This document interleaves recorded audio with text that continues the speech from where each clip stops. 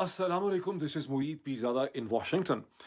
18 मई 2024 हफ्ते के दिन के इख्तिताम पे मेरे सामने खासी इंटरेस्टिंग किस्म की सूरत हाल है। डेवलपमेंट्स हैं, सूरत हाल इसको कहना ज़्यादा मुनासिब होगा। एक तरफ हम देख रहे हैं कि इमरान खान और बुशरा बीबी के ऊपर नए केसेस दर्ज किए जा रहे हैं, एक नए फ्रंट यहाँ पर खोले जा रहे हैं। दूसरी तरफ मोहतरम नवाज शरीफ साहब ने लाहौर के अंदर मॉडल टाउन में अपनी सेंट्रल वर्किंग कमेटी से खिताब करते हुए उन्होंने ये इल्ज़ाम लगाया कि 2013 और 14 के दरमियान में इमरान खान ने एक लंदन में मेरे खिलाफ जाके साजिश की और फिर उसके बाद मुझे पीछे से आके छुरा घोंपा स्टैब किया। हालांकि अगर इमरान खान को कोई शिकायत थी, कोई कंसर्न थे पॉलिटिकल, तो इमरान खान को मेरे नॉलेज में लाने चाहिए थे। मैं तो हर तरह से इमरान खान से कोऑपरेट करना चाहता था। ये मामला है क्या? इसको एक्सप्लेन करना बहुत ज़रूरी है। साथ ही हम देख रहे हैं कि अच्छा, बिश्केक से भी मेरे पास एक अपडेट है, वहाँ पर किर्गिस्तान की क्या सूरत हाल है, जहाँ गुज़िश्ता शब एक हजूम ने पाकिस्तानी और हिंदुस्तानी तुलबा के ऊपर, बांग्लादेशी तुलबा पे हमला किया। मौलाना फजल रहमान खासी इंटरेस्टिंग, आहिस्ता आहिस्ता धीरे धीरे एक इंटरेस्टिंग पॉलिटिकल पोजीशन इख्तियार करते चले जा रहे हैं। अगर मुझे मौका मिला तो मैं उसकी तफसीलात आपसे शेयर करूंगा। फैसल वाडा साहब तो खुल्लम खुला ऐलान कर रहे हैं कि वो बहुत खुश हैं, सुप्रीम कोर्ट से बिल्कुल वो घबरा नहीं रहे। हालांकि सुप्रीम कोर्ट ने उन्हें कंटेम्प्ट के नोटिस दिए हैं, लेकिन सेनेटर फैसल वाडा ये कह रहे हैं कि वो तो बहुत खुश हैं कि सुप्रीम कोर्ट पाकिस्तान ने उन्हें मौका प्रोवाइड कर दिया है कि वो इसका जवाब दे सकें, और वो मरते दम तक सरेंडर नहीं करेंगे, वो फाइट करते रहेंगे। दर हकीकत फैसल वाडा खुश इसलिए हैं कि बजाय इसके कि इस्लामाबाद हाई कोर्ट के जस्टिस बाबर सत्तार या कोई और वहाँ से जस्टिस जो है वो कंटेम्प्ट का नोटिस उनका ले लेते, उन्हें एक एक ड्रामाबाजी करके नाटक के तौर पे एक कंटेम्प्ट नोटिस सुप्रीम कोर्ट से उनका ले लिया गया है, जिसमें से वो बहुत आसानी से छूट जाएंगे। बहरहाल, सबसे पहले मैं आपके सामने जिक्र करूं बिश्केक का, किर्गिस्तान का, जिसके हवाले से मैंने एक बहुत डिटेल वीलॉग किया, जिसको बदकिस्मती से बहुत कम लोगों ने देखा। आप उसको जाके देखें और आपको पता चलेगा कैसे उसको फैलने नहीं दिया गया फॉर रीजंस। अच्छा, बहरहाल इसमें यह है कि प्राइम मिनिस्टर शहबाज शरीफ साहब ने फौरी तौर पर पाकिस्तान के फॉरेन मिनिस्टर और अपने ही ख़ानदान के बंदे जनाब इसहाक डार साहब को, जो डिप्टी प्राइम मिनिस्टर भी हैं, उनको बिश्केक पहुंचने का हुक्म दिया है। और वो अपने साथ अमीर मुकाम साहब को भी लेके जा रहे हैं, जो इस वक्त आज़ाद कश्मीर के, ये कश्मीर अफेयर्स के मिनिस्टर हैं। उनको क्यों लेके जा रहे हैं मेरी समझ से बाहर है। किसी खातून मिनिस्टर को ले जाते, क्योंकि वहाँ पर फीमेल स्टूडेंट्स भी बहुत सी हैं, लेकिन बहरहाल उनको लेके जा रहे हैं। अब मैं इसके मज़ीद इस पे कमेंट करता हूँ। पाकिस्तान की एम्बेसी ने ये क्लैरिफ़ाई किया है कि किर्गिस्तान में किसी भी पाकिस्तानी स्टूडेंट की डेथ नहीं हुई 15 से 20। तो इसका मतलब है कि सोशल मीडिया के ऊपर जो दावा था 3 डेथ्स का, वो दावा गलत साबित हुआ। ताहम 15 से 20 पाकिस्तानी स्टूडेंट जो है वो ज़ख्मी हुए थे। उनका कहना ये है कि उन्हें इनिशियल जो इमदाद देकर हॉस्पिटल से उनको डिस्चार्ज कर दिया गया है। ताहम एक स्टूडेंट ऐसा है जो ज़्यादा इंजर्ड था, जिसको पाकिस्तान के एम्बेसडर जो हसन जैगम है, मेरा ख़्याल है जिनका नाम है हसन जैगम, उन्होंने वहाँ पे हॉस्पिटल में विज़िट भी किया है। पाकिस्तानी स्टूडेंट्स के भी बयानात छपे हैं पाकिस्तानी अखबारात में, जो कह रहे हैं कि ये कहना कि सूरत हाल बिल्कुल ठीक हो गई है, ये सही नहीं है, अभी भी रिस्क है। वो ये सुन रहे हैं कि एक दूसरा हमला भी हो सकता है। और मैंने आपको पिछले व्लॉग में बताया था कि किर्गिज़ अथॉरिटीज़ ने इसको इस तरह से डील किया है कि फ़ॉरेन स्टूडेंट्स ने फ़साद पैदा किया, फ़ॉरेन स्टूडेंट्स की वो इन्वेस्टिगेशन कर रहे हैं, और पाकिस्तानियों का इसके साथ दूर से भी लेना-देना नहीं था। यहाँ झगड़ा अगर हुआ तो इजिप्शियन स्टूडेंट्स और किर्गिज़ के दरमियान में हुआ था। नज़ला इसका आके गिर गया है पाकिस्तानी, हिंदुस्तानी स्टूडेंट्स के ऊपर। काफ़ी अजीब-सी स्टेट है। पाकिस्तानी स्टूडेंट ये भी कह रहे हैं कि उनको एयरपोर्ट्स तक जाने की एक्सेस उनको मिल जाए, ताकि वो वहाँ से, बहुत से लोग निकलना चाहते हैं कम से कम इस सूरत हाल में जो इतनी उलझी हुई है, जहाँ इतना हैजान है। अब ये डार साहब और अमीर मुकाम साहब जो चाह रहे हैं, जैसे मैंने कहा कि इसका कमेंट करना ज़रूरी है। क्वेश्चन ये है कि क्या इनका इस स्टेज के ऊपर जाना ज़रूरी था? ज़ाती तौर पे मैं समझ रहा हूँ कि प्राइम मिनिस्टर शहबाज शरीफ जो हैं, वो यहाँ पे पॉलिटिकल ऑप्टिक्स कर रहे हैं, और वो ये समझते हैं कि इस तरह से पीआर करके स्टूडेंट्स के साथ, उनकी फैमिलीज़ के साथ, वो अपने पॉलिटिकल स्टॉक और अपने इमेज को बेहतर कर लेंगे। लेकिन इसके साथ फिर एक क्रिटिकल क्वेश्चन भी है कि अगर शहबाज शरीफ और डार यहाँ पर इस तरह से ना जाएँ, तो आप में से भी बहुत से लोग, और स्टूडेंट्स भी, और बहुत सी जो फैमिलीज़ हैं, वो समझेंगी कि पाकिस्तान की हुकूमत ने कोई खातिर ख़ास तरीके से इस मौके पे रिस्पॉन्ड नहीं किया। प्रैक्टिकली स्पीकिंग, डार साहब के जाने से बहुत फ़र्क नहीं पड़ेगा। डार साहब फ़ोन के ऊपर मसलसल रोज़ बात भी वहाँ कर सकते थे, और यहाँ से बहुत ज़्यादा प्रेशर भी डाला जा सकता था, किर्गिज़ हुकूमत को एंगेज भी किया जा सकता था।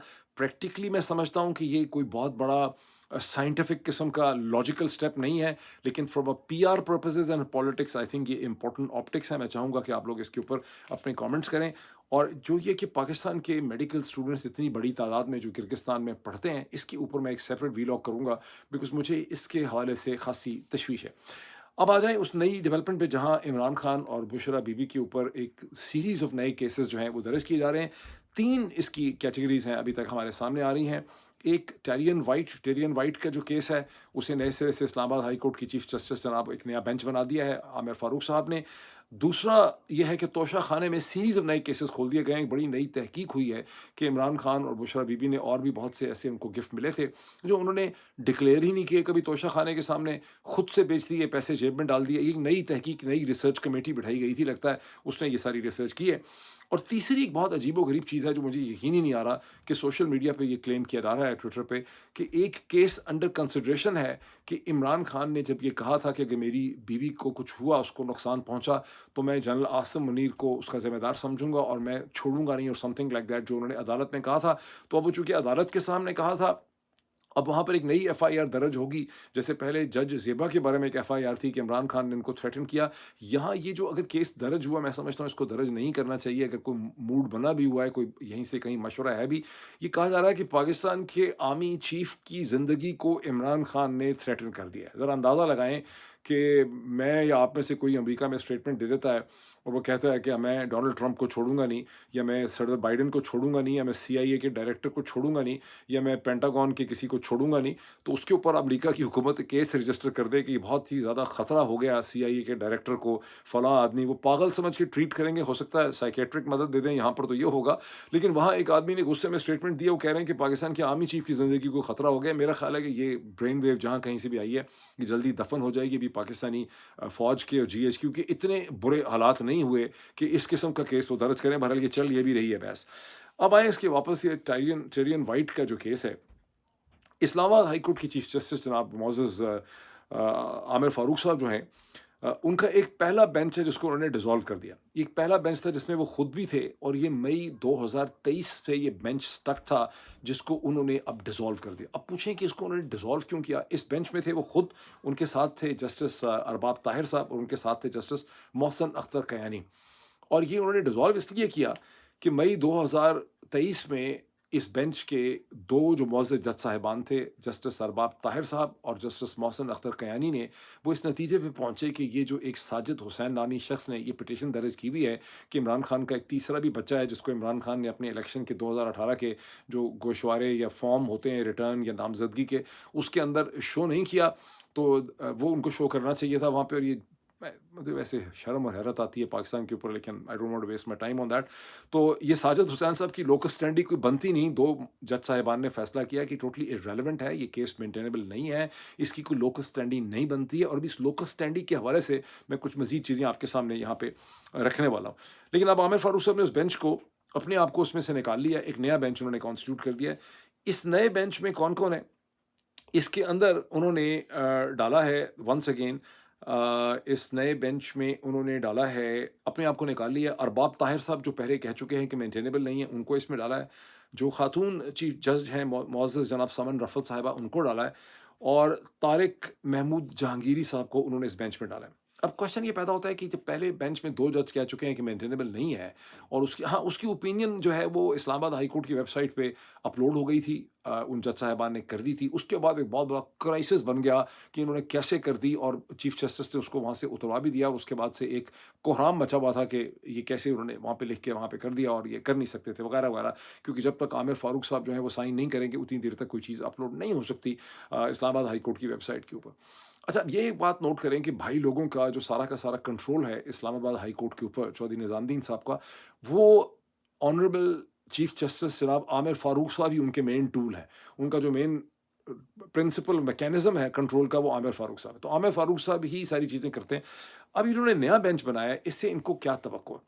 کیا ایسا ہے کہ جسٹس جو سمن رفت ہیں اور جسٹس تیمور جہانگیری جو ہیں، طارق محمود جہانگیری جو ہیں، ان کے اوپر کہیں سے کوئی دباؤ ڈال دیا ہے بھائی لوگوں نے؟ کیا بھائی لوگوں نے ان کے کسی بچے کا کوئی کیس بنا دیا ہے، ان کے کسی رشتہ دار کو پکڑا ہوا ہے، کہ ان کی کوئی چیز ایسی نکال لی ہے کہ ان کو یہ امید ہے کہ یہاں پر ہم پہلے سے کوئی مختلف فیصلہ حاصل کر سکیں گے؟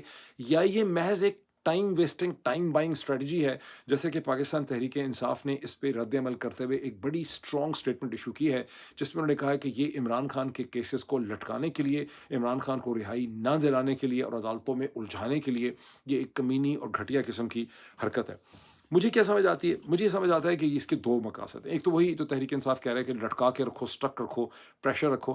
دوسرا یہ ہے کہ جو ڈیمونائزیشن کا یہاں پہ ایلیمنٹ ہے، جیسے عدت کیس. اب آپ اندازہ لگائیں کہ ایک آدمی کے اوپر، کہ پاکستان اس وقت میرا خیال ہے پوری دنیا میں جو 180 ممالک ہیں اس میں اس سے زیادہ ایک کرمنل قسم کی جورسڈکشن شاید کوئی، بالکل ہی ملک جہاں سول وار ہو رہی ہو وہاں پھر عدالتیں ہی نہیں ہوتی. لیکن مجھے نظر نہیں آتا کہ کوئی اور ملک ہے جس میں اتنی قسم کی گھٹیا اور کمینی حرکتیں کی جا رہی ہیں کہ ایک آدمی بھی ایک طرف آپ نے کیس بنایا ہوا ہے ٹیرین وائٹ والا، دوسری طرف ایسے کہتے ہیں آپ نے اس کے اوپر عدت کا بھی کیس بنایا ہوا ہے کہ آپ نے کہیں سے شادی بھی اس نے غلط کر لی ہے. مجھے آپ بتائیں، کچھ ریسرچ کر لیں، آپ لوگ گوگل پہ جائیں، ریسرچ کریں، مختلف کمبینیشن ڈالیں کہ کوئی اتنا عجیب و غریب قسم کا ملک اس وقت دنیا میں ہے جہاں اس قسم کے کیسز جو ہیں ایک کی پولیٹیشین پہ بنائیں اور سب کو نظر آ رہا ہے کہ آپ بنیادی طور پہ جس نے الیکشن جیتا ہوا ہے، لوگ بول چکے ہیں، لوگ بات پہ آپ کی یقین نہیں کر رہے، آپ جو بھی کہانی ان کو سنا رہے ہیں، people are not buying that. وہ اس کی بکواس، آپ کا کچرا سننا نہیں چاہتے. لیکن پھر بھی آپ جو ہے باز نہیں آ رہے. اور وہ جو آئنسٹائن کی تھی نا مشہور آرگیومنٹ، کہ میڈنس کی جو ڈیفینیشن دی تھی کہ آپ بار بار بار بار وہی چیز کرتے ہیں کہ اگلی دفعہ آپ کو لگتا ہے کہ اس کا رزلٹ جو ہے وہ مختلف نکلے گا. یہ انہوں نے بزنس اور کارپوریٹ کے حوالے سے کہا تھا. تو یہ آئنسٹائن نے کہا تھا کہ میڈنس کی ڈیفینیشن ہے پاگل پن کی. تو یہاں پر یہی کی جا رہی ہے. اچھا، اب ان کا پھر بیسک بات یہ بنتی ہے کہ یہ ٹائم بائنگ کر رہے ہیں اور یہ ان کا یہاں پر خیال ہے. اب آپ کو یاد ہوگا کہ آپ میں سے بہت سے لوگوں کو یاد ہوگا کہ میرا خیال ہے ابن انشا کی غزل ہے، بات نکلے گی تو پھر دور تلک جائے گی، if I am correct. اور اس کو میں خیال جگجیت چترا نے بھی گایا ہوا ہے کہ بات نکلے گی تو پھر دور تلک جائے گی، لوگ بے وجہ اداسی کا سبب پوچھیں گے، یہ بھی پوچھیں گے تم اتنے پریشاں کیوں ہو، باتوں باتوں میں میرا ذکر بھی لے آئیں گے. تو میں آپ کو یہ کہنا چاہ رہا ہوں یہاں پر پاکستان کی سیاسی کلاس کو کہ بات نکلے گی تو پھر دور تلک جائے گی. یہ اسلام آباد ہائی کورٹ کے دو جسٹسز نے جب یہ کہا تھا کہ یہ مینٹینیبل نہیں ہے بیکاز یہاں پہ لوکس اسٹینڈی نہیں بنتی، تو میں آپ کو لوکس اسٹینڈی کی کچھ ایگزامپلز یہاں پہ آپ کے سامنے رکھنا چاہتا ہوں. پنجاب کی ایک ایسی شخصیت بھی تو ہے نا جس کے بارے میں لوگ یہ کہتے ہیں کہ ان کا بچہ 9 مہینے کی بجائے 6 مہینے یا 5.5 مہینے کے بعد پیدا ہو گیا تھا. کیا اگر کوئی شخص جا کے ہائی کورٹ کے اندر یہ پٹیشن لے کہ یہ جو اس پرٹیکولر کیس کے اندر جو برتھ سرٹیفکیٹ ہے ہاسپٹل کا وہ نکالا جائے اور نکاح نامہ نکالا جائے اور دونوں کے درمیان فرق دیکھا جائے کہ 9 مہینے پورے ہوتے ہیں یہ نہیں پورے ہوتے، تو کیا اس شخص کی کوئی لوکس اسٹینڈی ہوگی؟ نہیں ہوگی. اس کو عدالت واہیات اور کچرا اور گھٹیا اور مذموم قسم کی حرکت سمجھے گی، اس کی لوکس اسٹینڈی نہیں ہوگی. جہاں لیکن جب بات ہو گئی ہے 6 مہینے کے اندر بچہ پیدا ہونے والی، تو پنجاب کی ایک ایسی بہت مشہور شخصیت ایسی بھی گزری ہیں، پنجاب کے ایک بہت مشہور طاقتور چیف منسٹر ہوتے تھے کسی زمانے میں، جو افیئر لڑایا کرتے تھے سرکاری گاڑیوں کے اندر. اور یہ جو سڑک ہے نا، اسے کہتے ہیں جو فیروز پور روڈ ہے، اس کے اوپر جو ماڈل ٹاؤن اور گلبرگ کے درمیان میں ہے، اس کے اوپر سرکاری پروٹوکول کے ساتھ گاڑیوں میں پپیاں کیا کرتے ہوئے جایا کرتے تھے. اس بارے میں سول سرونٹ بتاتے ہیں کہ آگے بھی سرکاری گاڑیاں چلتی تھیں، پیچھے بھی سرکاری گاڑیاں چلتی تھیں پولیس کی، اور یہ بے شرم شخص وہاں پر اس گاڑی کے اندر بھی اپنا افیئر لڑاتا تھا اور لوگوں کے گھر توڑا کرتا تھا. اور پاکستان کا ایک بہت ہی مشہور رسپیکٹڈ کیرزمیٹک ایسا کپل کبھی پاکستان کی تاریخ میں نہیں گزرا تھا جس کا اس نے گھر جو ہے وہ برباد کر دیا اپنی سیاسی طاقت کا استعمال کر کے. خاوند کو کانٹریکٹ دیتا تھا، بیوی کے ساتھ افیئر لڑاتا تھا. پھر بعد میں اسی جوڑی جو توڑی، اس جوڑی کے ایک ٹوٹے ہوئے حصے نے 2017 میں اس شخص سے اپنا بدلہ بھی لیا. اب جو سمجھ سکے اس کا بھلا، جو نہ سمجھ سکے اس کا بھلا. پھر یہ جو اتنی مشہور شخصیت گزری ہے، بات نکلے گی تو پھر دور تلک جائے گی، اس مشہور شخصیت کا ایک دوسرا بھائی بھی ہے جو اس سے بھی زیادہ گھٹیا اور کمزور ہے اس معاملے میں.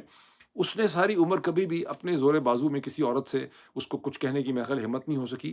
کچھ لوگ ایسے ہوتے ہیں آدمی ایسے ہوتے ہیں جن کی شخصیت میں، جیسے عمران خان ہے، جن کی شخصیت میں اتنی مقناطیسی طاقت ہوتی ہے کہ وہ عورتوں کو امپریس کرتے ہیں ساری عمر. لیکن کچھ ایسے بیچارے ناکام آدمی ہوتے ہیں کہ ان کو سرکاری لاؤ لشکر بھی چاہیے ہوتا ہے، ان کو گاڑیاں بھی سرکاری چاہیے ہوتی ہیں، سرکاری خرچہ بھی چاہیے ہوتا ہے، تحفے بھی چاہیے ہوتے ہیں، بڑے بڑے گھر بھی چاہیے ہوتے ہیں، پتہ نہیں بہت مہنگے ٹرپ بھی چاہیے ہوتے ہیں، پھر جا کے کوئی عورت جو ہے اس کو وہ امپریس کر سکتے ہیں. تو یہ جس دوسرے شخص کی میں بات کرنے والا ہوں، بات نکلے گی تو پھر دور تلک جائے گی، یہ وہ ایک کمزور ترین آدمی ہے جس نے ساری عمر اپنی سب آرڈینیٹ افسروں کے ساتھ اور اپنے سب آرڈینیٹ افسروں کی بیویوں کے ساتھ افیئر لڑائے. یعنی آپ اندازہ لگائیں کہ جو سب سے بڑا جرم ہو سکتا ہے ماڈرن پوسٹ انڈسٹریل یعنی ماڈرن جو سوسائٹی ہے، جو ڈیولپڈ دنیا ہے، کہ آپ اپنی ایک سب آرڈینیٹ عورت سے جو آپ کے نیچے کام کرتی ہے یا جس کا خامند آپ کے ماتحت کام کرتا ہے، اس عورت کے ساتھ اپنی طاقت، اپنی سرکاری طاقت کا یا اپنی کارپوریٹ طاقت کا استعمال کرتے ہوئے آپ افیئر لڑاتے ہیں، یہ وہ گھٹیا شخص ہے یہاں کی سیاست کا۔ اور اس کا ایک انسیڈنٹ تو یہ بھی ہے کہ کسی کالج یا یونیورسٹی کے اندر ایک پرائز ڈسٹریبیوشن، میڈل ڈسٹریبیوشن ہو رہی تھی، وہاں اس کو چیف گیسٹ کے طور پر بلایا گیا۔ 21 سال کی، 22 سال کی ایک لڑکی کو جب یہ میڈل پہنا رہا تھا، اس نے سر اپنا نیچے کیا، وہیں اس کو اس سے محبت اور عشق ہو گئی، اور اس نے وہاں پر بھی، اس کے پیرنٹس غریب تھے، ان کو نکاح نامہ دے کے اس سے جو ہے وہ یہ اچھا نکاح نامہ دکھ کے عقد کر لیا۔ اچھا، اب یہ جو نکاح نامے کہتے ہیں، جو پولیس آفیسروں سے مجھے پتا چلا کہ اس شخصیت نے پتہ نہیں کتنے اس قسم کے عقد اور نکاح نامے کیے، تو بات کیوں نہیں کھلتی؟ اس لیے کہ ماڈل ٹاؤن یا لاہور کے گلبرگ کے اندر، یا اسپیشلی ماڈل ٹاؤن میں یا ڈیفینس کے اندر، ایک گھر جو ہے وہ کرائے پہ لے کے اس لڑکی کو دے دیا، اپنا کام پورا کر لیا، بعد میں کبھی نظر نہیں آئے، کچھ عرصے کے بعد پولیس کے ذریعے گھر والوں کو مزید سیٹلمنٹ کی اور ان کی جھنڈی کر دی، اور یہ پورا پروسیس جو ہے یہ پنجاب کی بد نصیب تاریخ کے اندر بار بار ہوتا رہا۔ اس امپورٹنٹ، یہ بڑی اہم شخصیت ہے پاکستان کی، اس کے صاحبزادے نے بھی یہی کام سیکھا، انہوں نے بھی اسی قسم کے کئی نکاح کیے اور وہ عقد کر کے انہوں نے رکھ لیے، تو بات نکلے گی تو پھر دور تلک جائے گی۔ اچھا، اب یہ میں آپ کو یہ بتاؤں کہ آ، ب- اچھا، ایک اور بھی پھر ذات میں نے رکھا ہوا ہے، ایک پاکستان میں ایسی اور بھی اسلام آباد میں بہت مشہور شخصیت گزری ہے، جو ایک زمانے میں صدر ریاست ہوتے تھے، جن کے زمانے میں اسلام آباد میں مشہور تھا کہ ہر 15 دن یا 3 ہفتے کے بعد ایک جہاز آتا تھا سینٹرل ایشیا سے وائٹ فلیش کے ساتھ، اور وہ وائٹ فلیش کا ان کو اتنا شوق تھا کہ انہوں نے اپنی سرکاری رہائشگاہ کے اندر 4 گدیاں یا پتہ نہیں گھوڑیاں رکھی ہوئی تھیں، کیونکہ اس زمانے میں کسی پیر نے، کسی نے ان کو بتا دیا تھا کہ گھوڑیوں کا جو دودھ ہے یہ بڑا ایفروڈیازک ہوتا تھا، لگتا ہے اس زمانے میں یہ نئی قسم کے جو نئے کیپسول شیپسول آئے ہیں وہ نہیں ان کے آئے ہوئے تھے۔ تو یہ اس قسم کے ملک کے اندر اس قسم کے جو یہ کیسز ہیں، یہ جو بنا رہے ہیں، اس کے بارے میں مزید تھوڑا سا میں آپ کو بتا دوں، بات نکلے گی تو پھر دور تلک جائے گی۔ تو جگجیت چترا کا بھی میں آپ کو ذکر تھوڑا سا میں آپ کو، اچھا ہاں، اب یہ بھی آپ کے ذہن میں سوال پیدا ہوتا ہوگا کہ جو کچھ میں یہ بکواس آپ کے سامنے کر رہا ہوں تو یہ باتیں کھلتی کیوں نہیں ہے، اسکینڈل کیوں نہیں سامنے آئے، کوئی عورت کھڑی کیوں نہیں ہو گئی؟ اس لیے کہ پاکستان میں، عرب دنیا میں آپ نے کبھی دیکھی ہے کہ کوئی عورت کھڑی ہوئی ہے؟ کبھی سعودی عرب میں، متحدہ عرب امارات میں، یو ای کے اندر، قطر میں، بحرین میں عورت، وہ اسکینڈل ان کے اس وقت کھلتے ہیں جب کوئی انگلینڈ میں کچھ کر بیٹھتے ہیں، یا اسے کہتے ہیں فرانس میں کچھ کر بیٹھتے ہیں، یا امریکہ میں کچھ کر بیٹھتے ہیں، یا کسی گوری کے ساتھ انہوں نے کوئی کیا ہوتا ہے جس کا اسکینڈل کھل جاتا ہے، وہاں جو کچھ کرتے ہیں وہ تو کبھی سامنے نہیں آیا۔ کبھی آپ نے دبئی کی کسی اخبار میں دیکھی کہ اس قسم کی کہانی جو چھپی ہو کسی رائلٹی کی؟ پاکستان کے بھی اسی قسم کے حالات ہیں، جن کو کرنا آتا ہے وہ یہ سب کچھ پاکستان کے اندر کر رہے ہیں، اور اسی ظلم کے ساتھ، اسی ٹرنی کے ساتھ، اسی بے حسی کے ساتھ وہاں پہ کر رہے ہیں یہ سب کچھ۔ اب بات نکلے گی تو پھر دور تلک جائے گی۔ جگجیت کی جو یہ تھی غزل گائی تو ہے، تو ابن انشا کا نا یہ کلام 1988 میں سری نگر میں تھا اپنی فیملی کے ساتھ، وہاں پہ مجھے پتا چلا کہ جگجیت چترا کا کانسرٹ ہو رہا ہے، تو ہم بھی وہاں پہنچ گئے۔ اس زمانے میں ہم ڈرا نہیں کرتے تھے اتنے۔ اچھا، وہ سینٹورس ہوٹل ہوتا تھا ان کا، ایئر انڈیا کا، اس کے ہال کے اندر یہ تھا، جھیل ڈیل لیک ڈل جو ہے، جس کو جھیل ڈل لیک جو ہے اس کے اوپر، وہاں سارے ہال کے اندر انڈین آرمی کے سکھ افسران بھرے پڑے تھے، میرا خیال ہے سارے ہی سکھ تھے، اور اس میں جنرل بھی ایک تھے، اور ڈرنک تھے بہت بری طرح سے، غزل سننے کے لیے آئے ہوئے تھے۔ جگجیت خود بھی ڈرنک تھے، پتہ نہیں چترا ڈرنک تھی یا نہیں تھی، جگجیت خود بھی ڈرنک تھا، غزلیں چل رہی تھیں، لوگ داؤ دے رہے تھے، سب کچھ ہو رہا تھا۔ درمیان میں جگجیت نے کہا کہ کتنے لوگ یہاں پہ لدھیانہ سے ہیں؟ بہت لوگوں نے ہاتھ کھڑے کر دیے۔ پھر جگجیت نے کہا کہ لکھنؤ، بات تو درمیان میں باتیں بھی کیا کرتے تھے، انہوں نے کہا لکھنؤ میں اور لدھیانہ میں آپ کو پتہ ہے فرق کیا ہے؟ لوگوں نے کہا نہیں پتا۔ اس پہ انہوں نے کہا کہ لکھنؤ میں کلچر ہے، لدھیانہ میں ایگریکلچر ہے۔ یہ جو بشکک میں جہاں موب نکلتے ہیں اور عورتوں کو ریپ کرنے کی کوشش کرتے ہیں، یا فزیکل سیکشل اسالٹ عورتوں پہ، لڑکیوں پہ کرتے ہیں، اور وہاں سے یہ پاکستان کی عدالتوں میں قائم کیے ہوئے عدت کے کیسز، اور یہ جو دوسرا بھی آپ نے ٹیرین وائٹ کا کیس دیکھا ہے، یہ اسی لدھیانہ کلچر کے ایگریکلچر، یہ وہ اس سوسائٹی کے ذہن کی، مینٹلٹی کی سے یہ چیزیں نکلتی ہیں جو انڈسٹریلائز نہیں ہو سکی۔ یہ میں نے بڑی لمبی تمہید باندھی ہے، گوگل پہ جا کے ریسرچ کریں کہ پوسٹ انڈسٹریل سوسائٹی اور انڈسٹریل سوسائٹی کی ایتھوس جو ہیں وہ ایک فیوڈل سوسائٹی سے کیسے ڈفرینٹ ہوتی ہیں۔ Agriculture is the wrong word over here, because agriculture تو مہذب تہذیب یافتہ معاشروں میں پایا جاتا ہے۔ پاکستان میں کبھی بھی فیوڈل مائنڈ سیٹ ٹوٹ نہیں سکا۔ یہ جو بھی سارا ڈرامہ آپ دیکھ رہے ہیں جو پچھلے 24 گھنٹے میں آپ کے سامنے آ رہا ہے، یہ بیسکلی ایک فیوڈل مائنڈ سیٹ کی نشانی ہے बेइज्जती करो, औरत को इस्तेमाल करो, बेइज्जती करो, ये केस दर्ज कर दो, ये प्लेंटिफ को भेज दो, ये सारी कहानी। अब आते हैं इस चीज़ के ऊपर, जो मोहतरम नवाज़ शरीफ साहब ने लाहौर के अंदर उन्होंने अपनी सेंट्रल वर्किंग कमेटी में मॉडल टाउन में उन्होंने एक खिताब किया। उसका कॉन्टेक्स्ट और बैकग्राउंड तो ये है कि शहबाज शरीफ साहब ने इस्तीफ़ा दे दिया था मंडे को एज प्रेसिडेंट ऑफ पीएमएलएन, और अब नवाज़ शरीफ साहब जो हैं वो प्रेसिडेंट बनेंगे। लेकिन वहाँ पे और शहबाज शरीफ साहब का इस्तीफ़ा जो है वो आज सैटरडे के दिन इस सेंट्रल वर्किंग कमेटी के इजलास के अंदर एक्सेप्ट कर लिया गया। लेकिन वहाँ पे नवाज़ शरीफ साहब ने कहा कि मैंने इमरान खान के साथ कोऑपरेट किया 2013 के इंतखाबात के बाद, लेकिन इमरान खान ने मुझे स्टैब इन द बैक, पीछे से आके छुरा मारा, और अगर उसके कोई कंसर्न्स थे पॉलिटिकल तो मैं तो कंसर्न्स एड्रेस करने के लिए तैयार था। तो ये नवाज शरीफ साहब जो है ना, इज़ अ स्मूथ लायर, यानी जो स्मूथ जो यानी बहुत ही स्मूथ चेहरा रख के जो बंदा झूठ बोल सकता है, वो नवाज शरीफ साहब उसमें बदरजा उत्तम, वो एक क्लासिक एक्टर हैं, बिल्कुल फिल्म एक्टर हैं उसमें बिल्कुल। लेकिन एक उसमें थोड़ा-सा ये भी बता दूँ कि 28 मई को अगला एक सेंट्रल वर्किंग कमेटी का इजलास होगा, जिसमें अब नवाज़ शरीफ साहब बदरजा उत्तम पीएमएलएन के प्रेज़िडेंट जो हैं इलेक्ट हो जाएँ। तो आज ही क्यों नहीं हो गए, जहाँ रेज़िग्नेशन था, ये क्वेश्चन आपके ज़हन में पैदा होता होगा। वो ये कि नवाज़ शरीफ साहब ये समझते हैं कि 28 मई जो है, 28 मई 1998 को चूँकि पाकिस्तान ने न्यूक्लियर धमाके किए थे 6, तो 28 मई को नवाज़ शरीफ साहब ने कोई और कन्विंस है नहीं, लेकिन कोई और कन्विंस हो सके या ना हो सके, नवाज शरीफ साहब ने अपने आप को कन्विंस किया हुआ है कि मैंने पाकिस्तान को एटमी ताकत बनाया और मैंने ये धमाके किए थे, वरना अगर मैं ये बटन ना दबाता तो पाकिस्तान एटमी ताकत जो है वो ना बन सकता। इसमें पाकिस्तान के एक बहुत ही मशहूर मज़ाह निगार गुजरे हैं, शफ़ीकुर रहमान जो हैं, हमाकतें मज़ीद हमाकतें, उनका एक दफ़ा मैं एक टुकड़ा पढ़ रहा था, उसमें एक पैराग्राफ, उसमें कहा कि आप ऐसा करें कि अगर आप चाहते हैं कि सारी दुनिया ये समझे कि आपने शेर मारा है, तो आप पिंडी कैंटोनमेंट में एक सड़क थी, फेन रोड या पता नहीं, वहाँ से शेर की खाल खरीद लें और उसको अपने ड्राइंग रूम में रख लें, और हर वक़्त अपने आप को बताते रहा के साथ एक बंदूक रख लें अपनी, और वहाँ पे वो भी टाँग दें उसके, और ये पिंडी के घरों में बड़ी होती हैं इस किस्म की शेर की खाल बंदूक, पता नहीं अब है कि नहीं, पहले हुआ करती थी। तो वहाँ पे हर वक़्त अपने आप को बताते, जो भी आए उसको बताएँ कि किस तरह से मैंने ऐसे निशाना लिया, मैंने शेर को मारा, और अपने आप को भी हर वक़्त जब आपको मौका मिले ड्राइंग रूम में जाएँ और अपने आप को बताया करें कि मैंने शेर कैसे मारा था, तो किसी और को यकीन आए ना आए, आपको खुद यकीन आ जाएगा। तो नवाज़ शरीफ साहब ने और पीएमएलएन ने अपने आप को इतनी दफ़ा ये बात बताई है कि नवाज़ शरीफ साहब ने पाकिस्तान को एटमी ताकत बनाया, कि नवाज़ शरीफ साहब को खुद कम अज़ कम, उनको, मरियम को, इन सब लोगों को यकीन आ गया। शहबाज शरीफ को मैं आपको बता रहा हूँ कि यकीन नहीं आया होगा बिल्कुल, लेकिन नवाज़ शरीफ साहब को जो है वो उसमें यकीन आ चुका है। असल हकीकत क्या है? असल हकीकत ये है कि 1987 में, 1987 के अंदर एक ड्रामा किया, नाटक खेला जनरल ज़ियाउल हक साहब ने, जब उन्होंने मुशाहिद हुसैन साहब को इस्तेमाल करके, हिंदुस्तान के एक बहुत ही रिस्पेक्टेड जर्नलिस्ट थे कुलदीप नैयर साहब, उनको बुलाया और उनको एक इंटरव्यू करवा दिया, स्कूप इंटरव्यू जिसे कहते हैं, डॉक्टर अब्दुल कदीर खान साहब के साथ, जिनको पाकिस्तान के न्यूक्लियर प्रोग्राम का बानी, खालक और बहुत बड़ा साइंटिस्ट जो है वो समझा जाता है।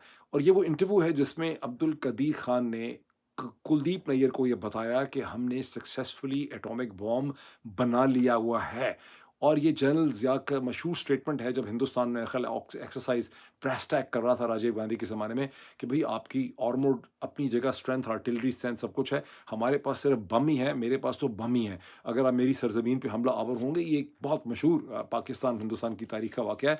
तो मैं तो बम ही चलाऊंगा, मैं और कुछ नहीं चला सकता। सो Pakistan was a certified declared nuclear power with a nuclear device. Delivery system था या नहीं 1987 में, वो तो शायद 1998 में भी नहीं था। तो पाकिस्तान ने सिर्फ डिक्लेरेशन उसकी फॉर्मल की जब उनको मौका मिला बीजेपी के बाद, otherwise Pakistan was a nuclear power in 1986-87, जिसको पाकिस्तान ने पूरी दुनिया को वाशगाफ तरीके से बता दिया था। अब आए कि नवाज शरीफ साहब की इस चीज़ पे कि मुझे पीछे से छुरा घोंपा, नवाज इमरान खान ने लंदन में जाके मेरे खिलाफ साजिश की, वापस आके छुरा घोंपा। अच्छा, अब उसमें कुछ चीज़ें नवाज शरीफ साहब सही कहते हैं कि नवाज़ शरीफ साहब जो हैं वो वाक़ई इमरान खान को बनी गाला में मिलने के लिए गए थे, और ये एक अच्छा जेस्चर था। और इसी तरह ये नवाज़ शरीफ की बड़ी पॉजिटिव बात आती है कि 2013 में अगर नवाज़ शरीफ ये चाहते तो मौलाना फजलुर रहमान और एएनपी वगैरह की मदद से केपी के अंदर पीटीआई को हुकूमत बनाने से रोक सकते थे। उस वक़्त एब्सोल्यूट मेजॉरिटी नहीं थी केपी के अंदर पीटीआई की, लेकिन लेकिन नवाज़ शरीफ ने अपनी लार्जर पॉलिटिकल स्ट्रैटेजी में, हिकमत अमली में, उन्होंने कहा कि पीटीआई को एक उन्होंने वहाँ पर केपी में हुकूमत बनानी थी, जो कि एक अच्छी पॉलिटिकल हिकमत अमली और स्ट्रैटेजी थी स्टीम आउट करने के लिए। लेकिन इसकी अब जो बाकी वो कहानी सुनाते हैं जिसमें वो डंडी मार रहे हैं, चूँकि बड़े स्किल्ड लायर हैं, बड़े इनोसेंट फेस से उन्होंने कहानी सुनाई है। 2013 का जो इंतखाबात है اس میں نواز شریف صاحب نے ٹھیک ٹھاک دھاندلی کی. میں بھی آپ کے سامنے کچھ اس کے فگرز شیئر کرتا ہوں. دیکھیں ریگنگ جو ہے انہوں نے ویسے تو لوگ کہتے ہیں کہ فوج نے ان کے لیے ریگنگ کی، جنرل کیانی نے ریگنگ کی، لیکن میرا اس وقت انالیسس یہ تھا، میں اس وقت بھی الیکشن سیل کا حصہ تھا. وقت نیوز ایک چینل ہوا کرتا تھا اور اس میں بھی ایک الیکشن سیل تھا، میں اس الیکشن سیل کا بھی حصہ تھا. نواز شریف صاحب نے، میری انڈرسٹینڈنگ ہے کہ انہوں نے ساری ریگنگ پنجاب کی بیوروکریسی کی مدد سے کی. اس میں کچھ ریٹائرڈ فوجی افسر شفسر بھی تھے جو اس کا تعلق تھا ان کا. اس کی وجہ کیا ہے؟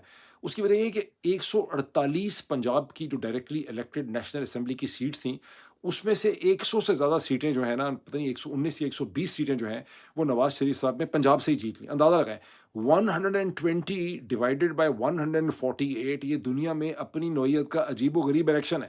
بڑی بڑی لینڈ سلائڈز ہوتی ہیں دنیا میں، لیکن اس قسم کی لینڈ سلائڈ جو ہے وہ نہیں ہوئی.